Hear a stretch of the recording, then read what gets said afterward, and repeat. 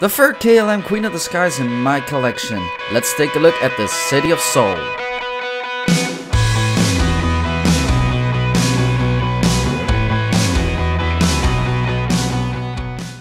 Hi there, Spectre here, and finally I can say welcome back to Aircraft Model Reviews.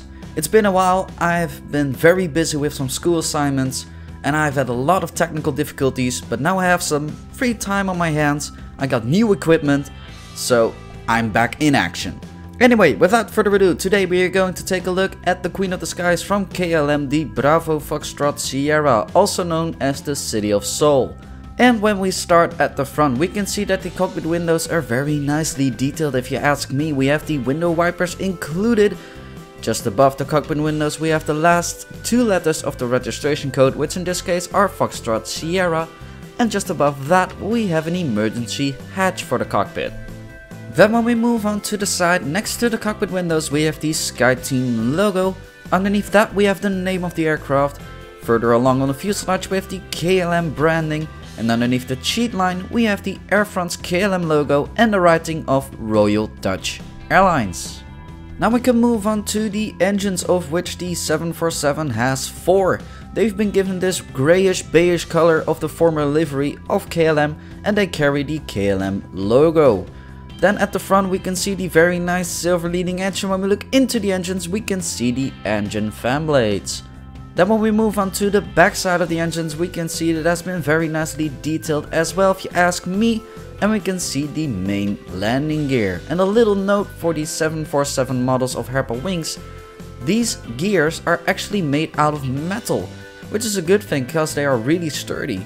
Then when we move on to the wings, or more specifically the top side of the wings, we can see the different flaps, slats, spoilers and ailerons carved out. And we have a different shade of grey for additional detailing, which really looks cool if you ask me. It really adds to the look of the aircraft. And then when we move on to the underside, we can see the different flaps, slats and ailerons once more, and we have the full registration code of the aircraft. And of course the 747-400 also has winglets. They are in white just like the vertical stabilizer, and they carry the KLM branding on the outside and on the inside, and it's really been done very well considering it is really tiny. Then when we move on to the back side, we can see the unique feature of the 747 combi aircraft, which is this cargo door here at the back. But why is it unique?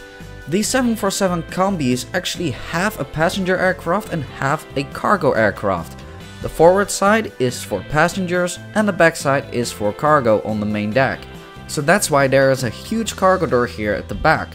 KLM had several of these, and I believe also Lufthansa had a few of these, but I can't really think of any other operators that had the 747 combi. If you know of any more operators that had this aircraft, please let me know in the comments below, that would be very interesting. But anyway, moving on. On the vertical stabilizer we have the KLM branding. On the fuselage we find the aircraft type specification and the full registration code next to the Dutch and European flag.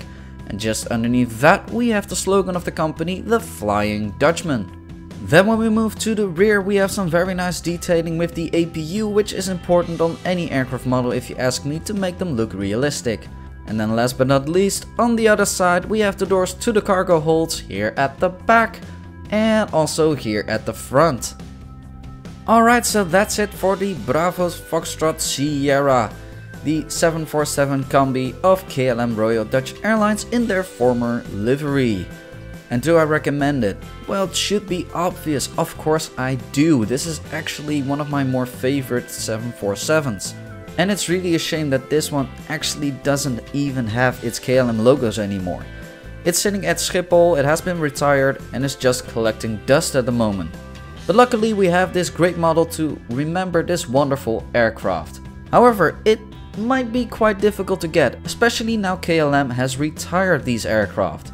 Besides that, this is a really old model, so it might go for quite a high price, so you have to decide for yourself whether it's really worth it or not. But if you're a real KLM fan, it's definitely worth it and you want this one in your collection. So that's it for today for aircraft model reviews. If you liked today's very delayed episode, please leave a like down below, that would be really appreciated as it helps me, the channel and the video out tremendously.